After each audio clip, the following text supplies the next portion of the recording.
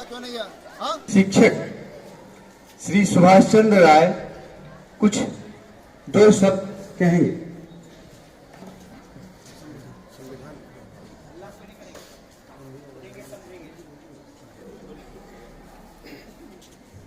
आज 26 नवंबर 2023 है।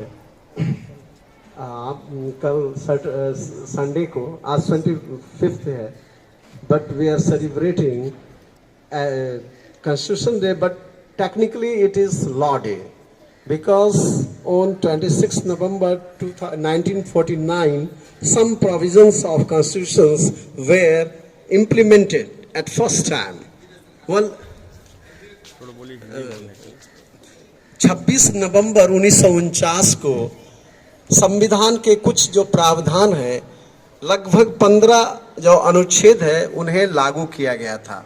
इसलिए इस दिन को विधि दिवस के तौर पे हम मनाते हैं। और 26 जनवरी 1950 को यह संविधान, हमारा जो संविधान है, उसको पूरी तरह लागू किया गया था, जिसको हम टेक्निकली संविधान दिवस उस दिन मनाते हैं। आज हम विधि दिवस मनाते हैं, लेकिन संविधान जो है वह की शुरुआत आज ही के दिन से हुई थी। इसलिए आज हमारे लिए, हमारे देश के लिए, हमारे देश के वर्तमान भविष्य सबके लिए एक बहुत एक पुण्य दिवस है, बहुत पुण्य तिथि है, जहाँ से हमारे देशवासियों को, हमारे देश को एक दिशा मिली, एक दशा मिली, और हमें कुछ करने के लिए, हमारे देश को आगे बढ़ाने के लिए सारे लोगों में एक प्रतिबद्धता मिली कि देश को एक बेहतर भारत, एक बेहतर देश, हमारा देश जो एक सोने की चिड़िया कहलाती थी, फिर उस अपने गौरव को हम पुनः प्राप्त कर सके। उसके लिए यथासंभव एक बेहतर समाज का निर्माण, एक नॉलेज बेस्ड सोसाइटी, एक ज्ञानवान समाज का निर्माण करे, एक मॉडर्न सोसाइटी का निर्माण करे, एक आधुनिक वैज्ञानिक सोच वाली, दृष्टि वाला आधारित, और एक ऐसा भारत का निर्माण करें जिससे हमें सामाजिक न्याय के साथ विकास को प्राप्त कर सके, ताकि हमारे देश में हमारा जो उद्देश्य, हमारे संविधान का, हमारे संविधान की प्रस्तावना का जो उद्देश्य है, जो एक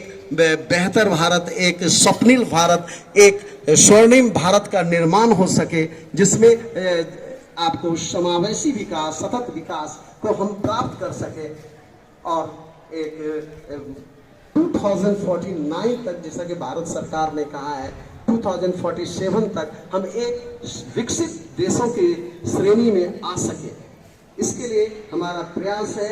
और इसके लिए एक बहुत मशाल की तरह, एक बहुत हमारी जो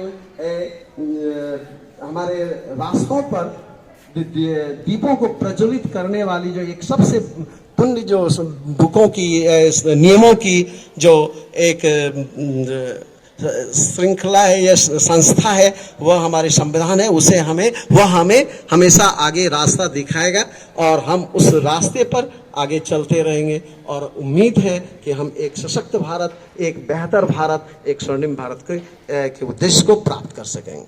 धन्यवाद। बहुत बहुत धन्यवाद सुभाष श्रीमान। अब हमारे बीच